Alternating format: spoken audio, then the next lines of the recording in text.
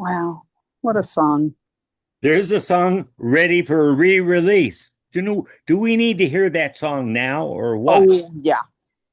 And it's really interesting. I just at this moment, listening to this song again, Yeah. realized that a song that I am writing called Holiday on the Street, it was influenced by this song.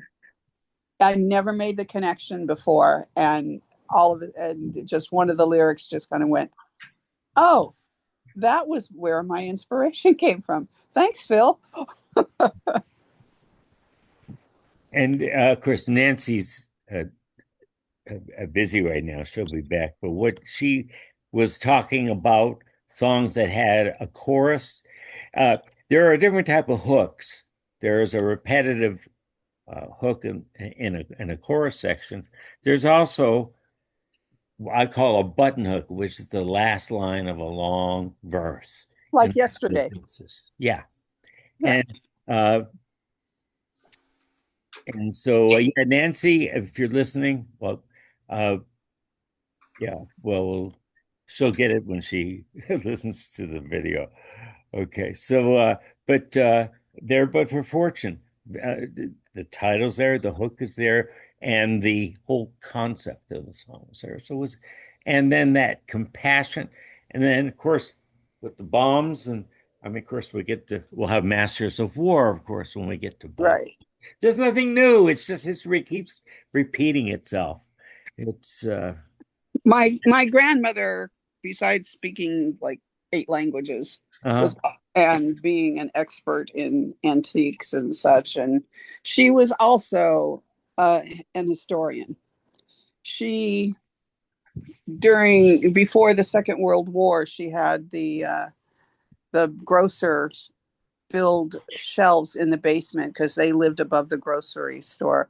And he wanted to know why. She said, I want floor to ceiling because this madman, and she had a copy of Mein Kampf in her hand, is going to start another world war. And he goes, oh, no, no, the war to end all wars. We're not going to have any more wars. right. And she said, I remember her saying to me, I think I was maybe 9, and she said, history works in cycles. And she said that revolution comes out when tyranny takes over. And so you need to understand the signs of tyranny.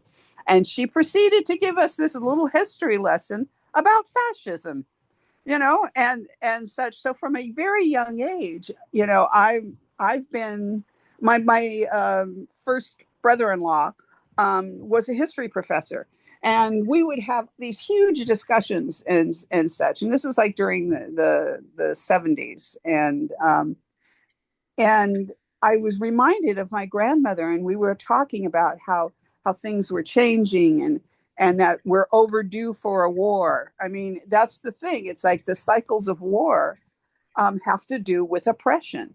When there is oppression, there is revolution, there is an overthrow. It can go back into tyranny, and then it goes through these whole cycles, and that's what the 60s and early 70s were about, was changing the cycle, making a difference, taking back the um, the dream of a more peaceful society.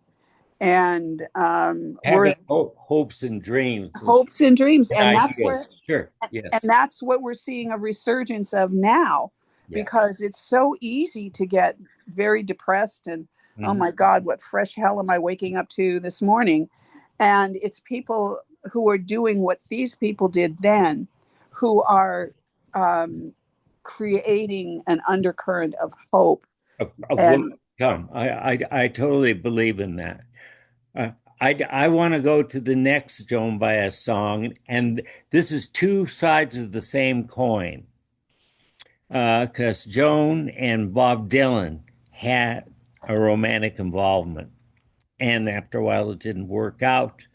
And Dylan wrote a song about her. Years later, she wrote a song about him, and we're going to listen to both sides. yes, she did.